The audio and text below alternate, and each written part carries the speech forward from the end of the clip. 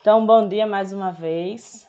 Nas aulas passadas a gente estava conversando sobre dilatação, que a dilatação é uma aplicação, na verdade, de tudo que a gente já tinha visto. É uma consequência da alteração de temperatura e das trocas de calor, né? É uma mudança que acontece em uma característica física de um corpo devido ao aumento ou diminuição da sua temperatura. E nós não vamos adentrar muito no conteúdo de dilatação. Então, hoje nós vamos começar com as aulas sobre termodinâmica. Até agora, a gente tinha visto a parte de termometria. Então, a partir de hoje e durante um tempinho, nós vamos conversar sobre a termodinâmica, que é uma área da física muito interessante. Ela traz muitos fenômenos, ela traz muita explicação. E dentro da termodinâmica, nós vamos ver alguns conceitos fundamentais do segundo ano. Para isso, a gente vai precisar primeiro fazer uma introdução bem bacana, para que vocês saibam o que é que significa cada um desses termos, para que a gente consiga chegar de fato nas leis da termodinâmica, tá? Então, esses termos que estão aí na frente do slide, ó, temperatura, sistemas termodinâmicos, trabalho, máquinas térmicas, exergia, energia interna, calor, entropia, gases, todo esse conteúdo está dentro da termodinâmica. Então, para que a gente comece a falar sobre ela, o que é, em primeiro lugar, o que é um sistema termodinâmico, né? É toda a região do espaço delimitada por paredes termodinâmicas que impõem restrições às trocas de energia e matéria com sua vizinhança. Então, imagine que a gente tenha uma certa região do espaço e essa região do espaço ela tem alguma coisa que separa ela do restante. Como assim?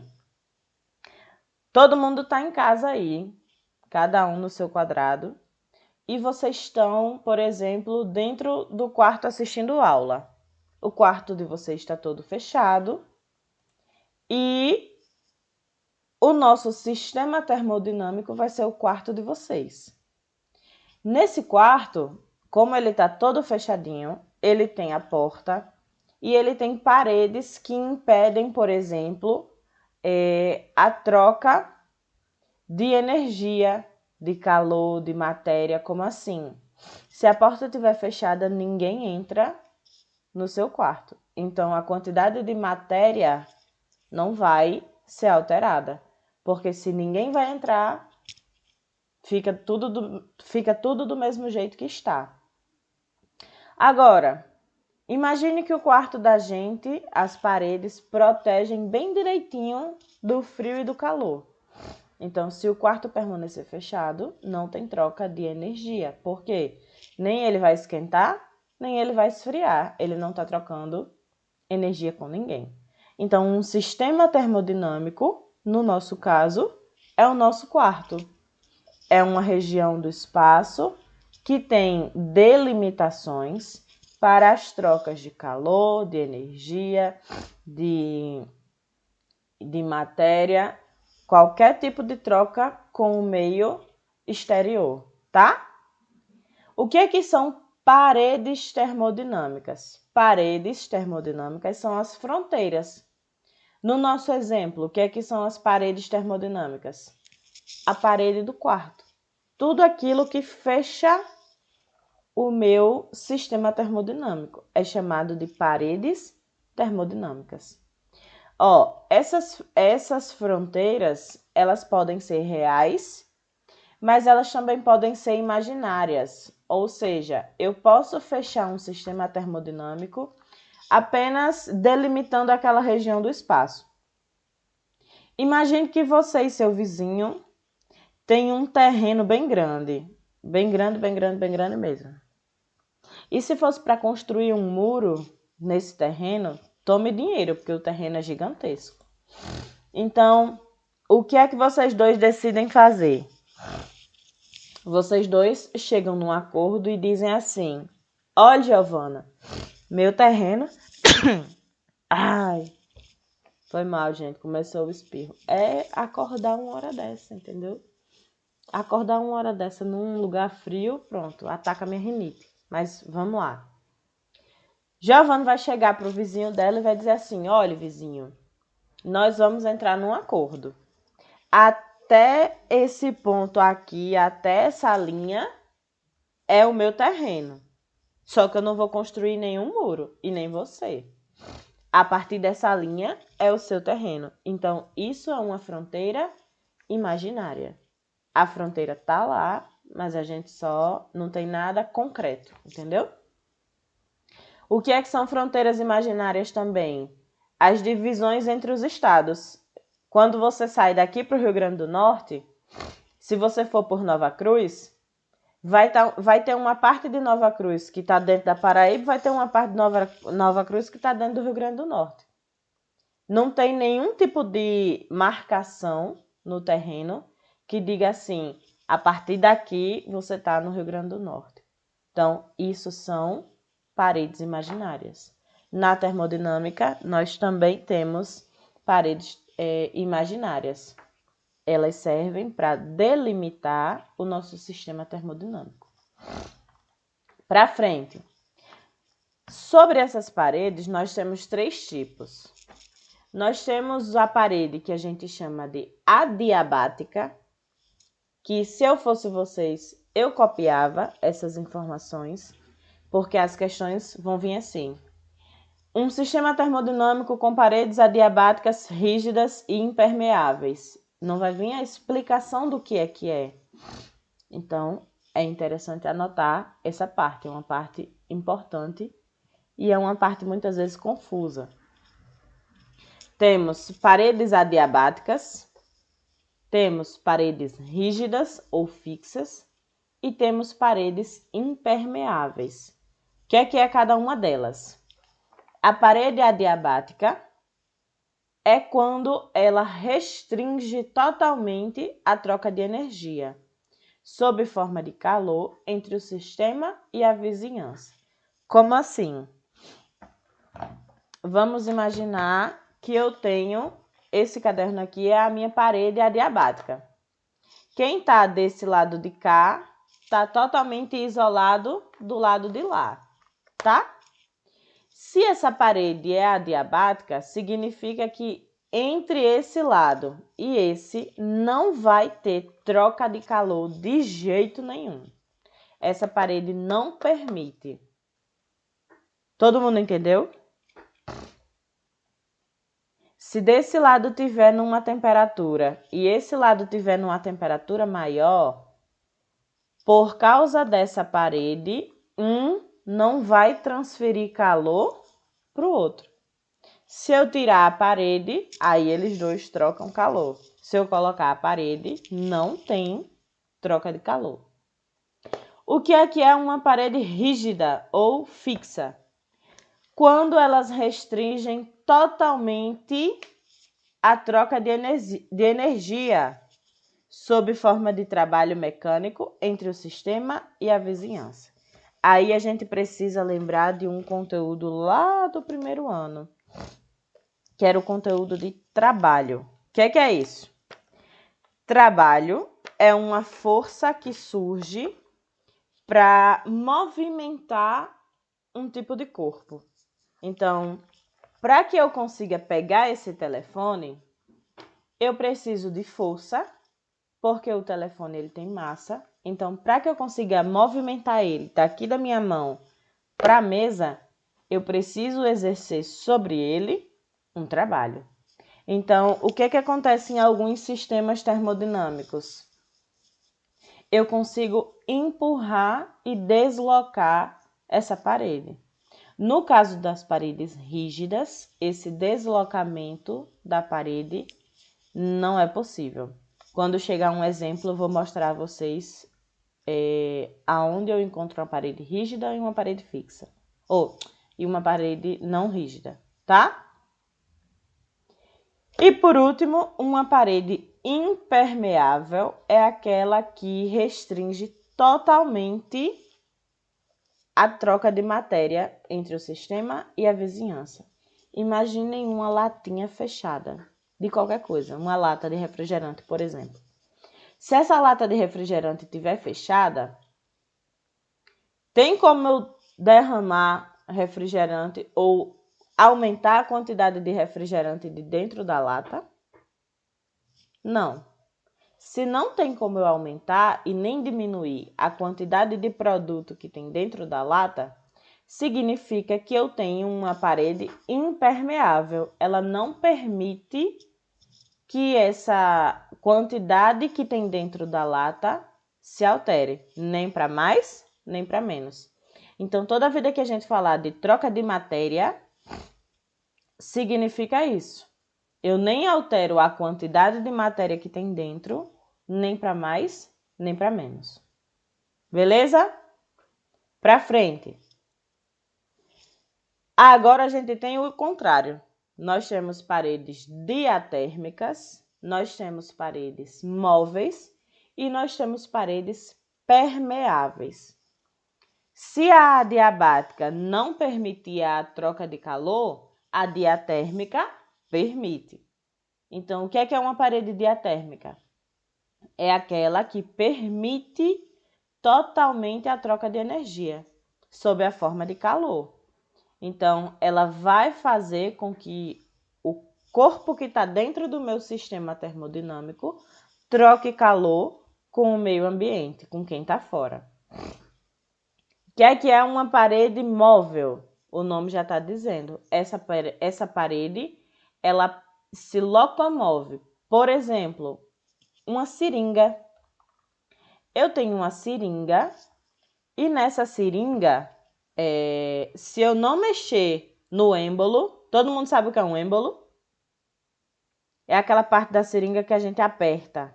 O nome daquilo ali é êmbolo. Se eu não mexer naquela parte da seringa, a quantidade, por exemplo, da vacina do Covid que tem dentro da seringa não vai mudar. Para que aquela quantidade mude, eu tenho que apertar a minha seringa. Então, isso é uma parede móvel. E por último, a parede permeável é aquela que permite a troca de matéria entre o sistema e a vizinhança, tá? Só uma observação nessa parte de parede móvel é que o fato de você conseguir deslocar a parede, seja para mais ou para menos, significa que você está realizando um trabalho mecânico. Você está movendo um corpo de um lugar para outro. A parede pode ser um corpo? Pode, tudo pode ser um corpo. Beleza? Então, elas permitem totalmente a troca de energia sob forma de trabalho mecânico, que é exatamente quando eu tenho esse deslocamento.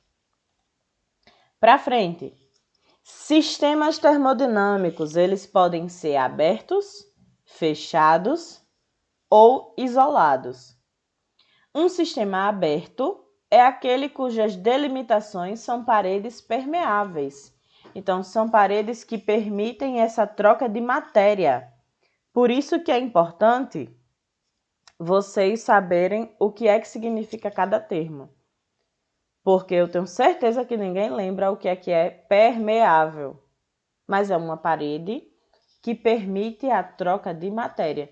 Então, a quantidade de matéria que tem dentro do sistema, ela pode aumentar ou pode diminuir, tá?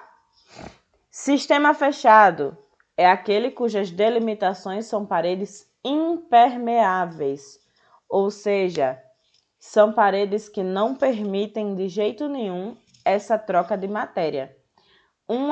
Um sistema aberto é, por exemplo, quando eu abro a latinha de refrigerante. Quando eu abro a latinha de refrigerante, eu consigo permitir que mais refrigerante entre ou que o refrigerante saia. Então, um sistema aberto é a latinha de refrigerante aberta. Um sistema fechado é a latinha de refrigerante fechadinha.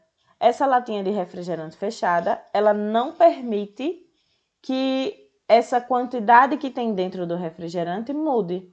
Por quê? Porque ela está fechada. E por último, um sistema isolado é um sistema fechado, ou seja, que não vai mudar a quantidade de matéria, cujas delimitações são paredes rígidas, fixas, que não saem do lugar, que não permitem o trabalho mecânico, e adiabáticas, ou seja, que não trocam calor com ninguém de jeito nenhum. Um sistema isolado, na prática, é muito difícil de alcançar.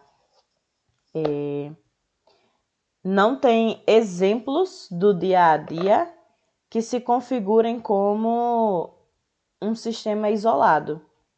Por quê? Porque é muito difícil você construir um sistema desse jeito. Mas, em laboratório, nós conseguimos um sistema isolado.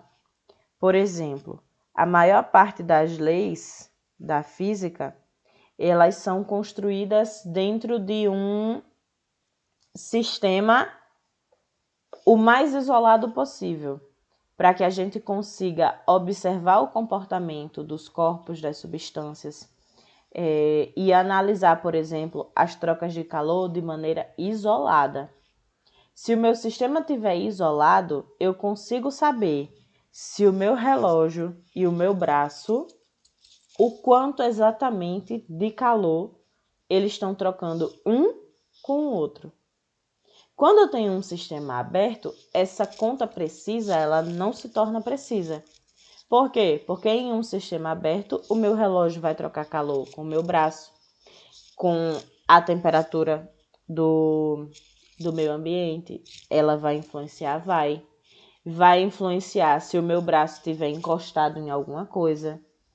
Então, em um sistema isolado, é onde eu consigo ter a maior precisão dos meus dados físicos, tá? Olha aí, ó. Nós temos 3 tipos de sistemas. Eu tenho um sistema, deixa eu tirar essa minha telinha daqui e colocar aqui para vocês verem. Eu tenho, no primeiro exemplo, um sistema aberto. Num sistema aberto, eu tenho tanto a transferência de calor quanto a transferência de massa. Então, se vocês observarem aqui esse sistema, vocês estão vendo que a massa é representada por essa parte verde. E aqui, nesse primeiro... Vocês estão vendo meu mouse, então? Agora apareceu, né?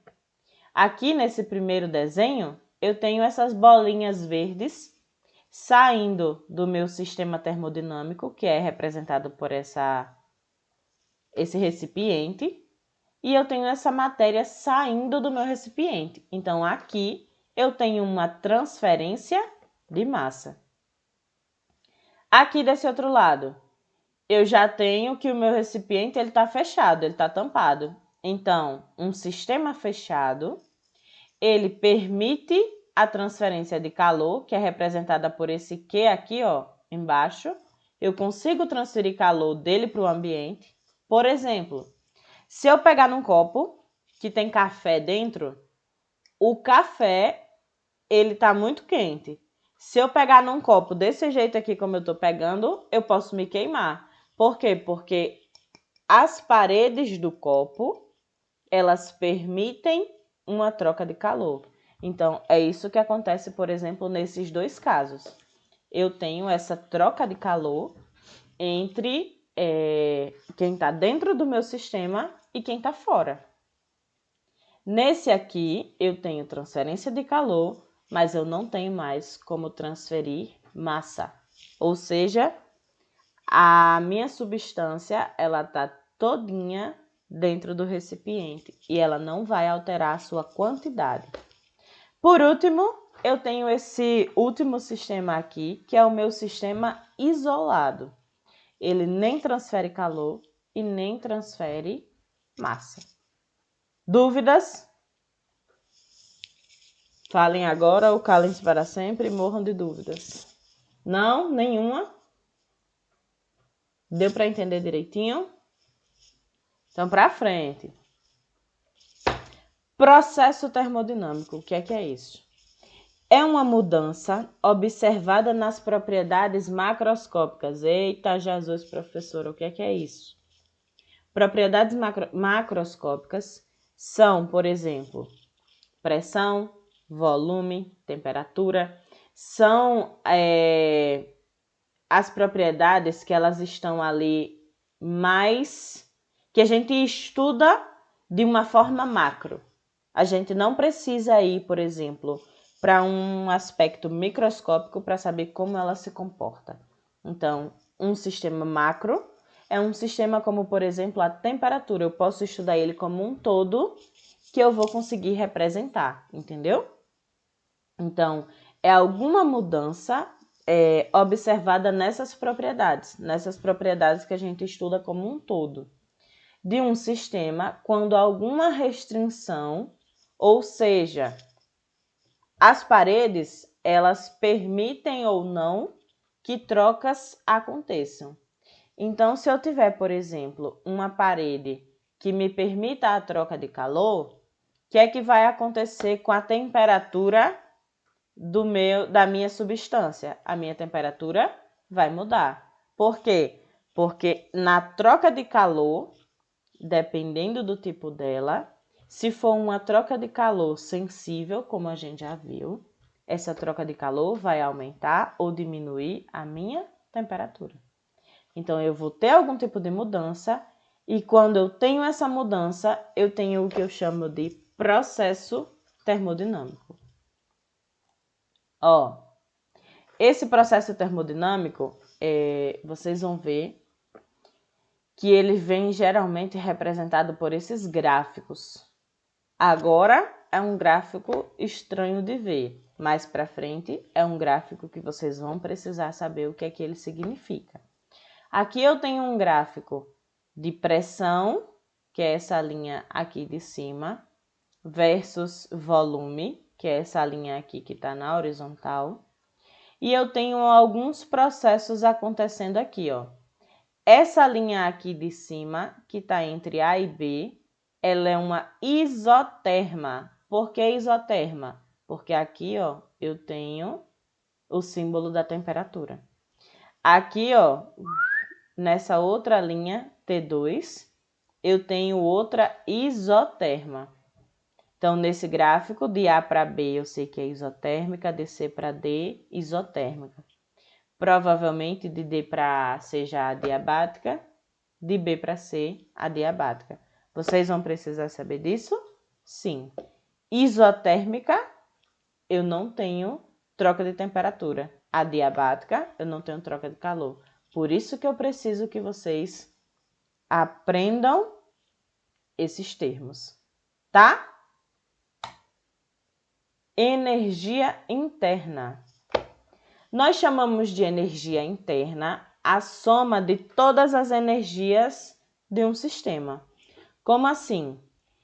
Eu tenho dentro de um sistema vários tipos de energia. Eu disse a vocês que a temperatura de um corpo ou de um objeto de um sistema, ela está associada à agitação das partículas que compõem o meu sistema, que compõem o meu corpo. Então, como essas partículas elas estão agitadas, significa que elas têm um tipo de energia específico, que é a energia de movimento, que lá no comecinho do primeiro ano, a gente viu que é chamada de energia cinética. Então, no segundo ano, quando eu vou estudar a temperatura, eu sei que que o meu corpo ele tem nele uma parcela de energia cinética vinda da agitação das partículas. Então, eu tenho aqui, ó, nesse primeiro caso, energia cinética de agitação. Eu tenho um tipo de energia que faz com que as minhas partículas estejam juntas uma das outras, que é o que eu chamo de potencial de agregação, é outro tipo de energia. Eu tenho um tipo de energia que, por exemplo, faça com que uma molécula esteja grudada em outra molécula e elas produzam um novo tipo de molécula, como, por exemplo, A água, a gente sabe que é a junção de hidrogênio com oxigênio. É a molécula de água. Então, eu tenho aqui também uma energia de ligação. E, por último, eu tenho uma energia nuclear entre as partículas, que faz com que a partícula ela seja configurada como partícula, ela esteja formadinha desse jeito. Então, dentro de um corpinho, dentro de uma única molécula, eu tenho vários tipos de energia dentro dela. Para que a gente não saia dizendo, a energia cinética é essa, não sei o que é essa, não sei qual é essa, a gente junta todas elas e chama elas de energia interna. São todos os tipos de energia que tem dentro do meu corpo ou do meu sistema. Nem todas as energias consideradas são energias térmicas. Ao ser fornecida a um corpo uma energia térmica, nós provocamos nesse corpo uma variação nessa energia interna. Essa variação é no que se baseiam os princípios da termodinâmica. Então, na termodinâmica, existem 3 palavras-chave que elas vão aparecer daqui para frente. Até agora, eu só trouxe para vocês explicações de nomenclatura, o que é que significa cada nome. Só que existem 3 palavras que vão seguir a gente durante todo o estudo da termodinâmica, que é calor, energia interna e trabalho. Essas três juntas fazem o que nós chamamos de termodinâmica. É a partir dessas 3 que nós conseguimos estabelecer as leis da termodinâmica. Se eu mexer com uma, eu mexo com a outra, eu tenho uma consequência. Então, a termodinâmica, ela está dentro dessas 3 palavras. Para frente. Se o sistema em que a energia interna está sofrendo alguma variação, ele for um gás perfeito, o que é um gás perfeito? Vocês já estudaram gases em química? O professor de vocês é o professor Léo. Ele já deu gases a vocês?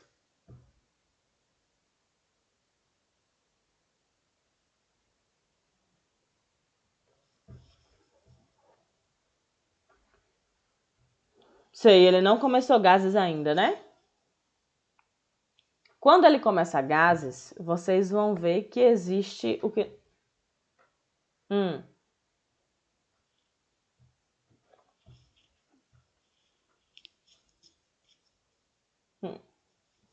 Aham.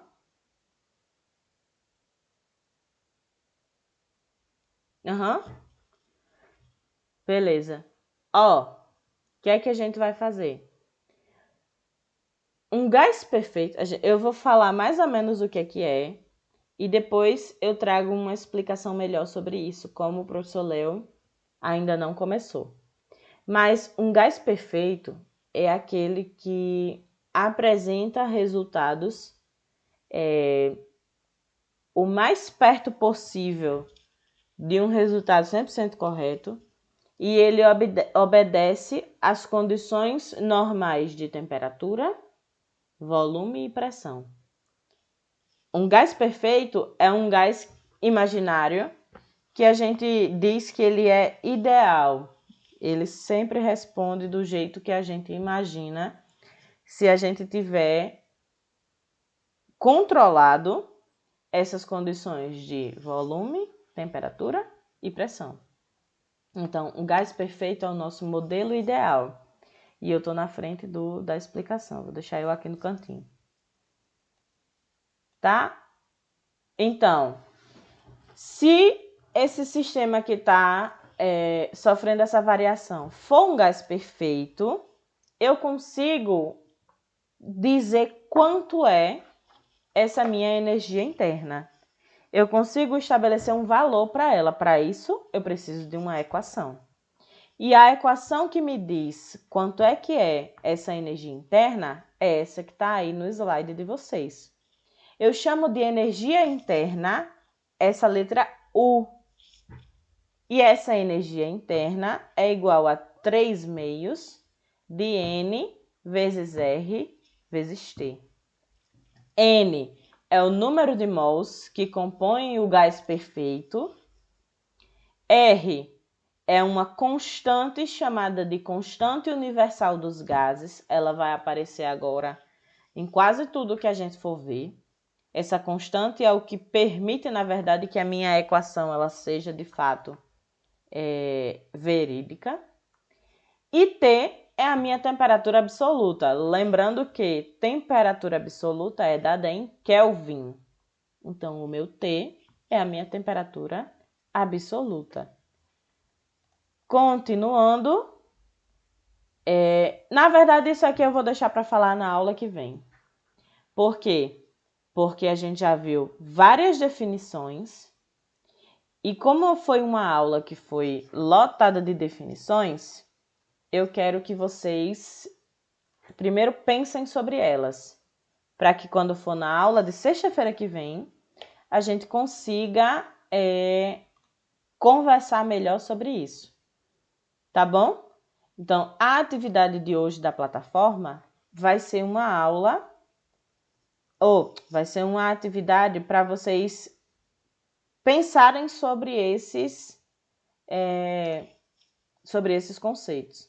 Eu vou colocar lá para que vocês pesquisem, para que vocês busquem, para que vocês consigam entender melhor o que é isso. Certo? Dúvida? Não? Então eu vou interromper aqui o nosso vídeo. Para quem está assistindo pelo YouTube, qualquer coisa me procura. Tchau, tchau.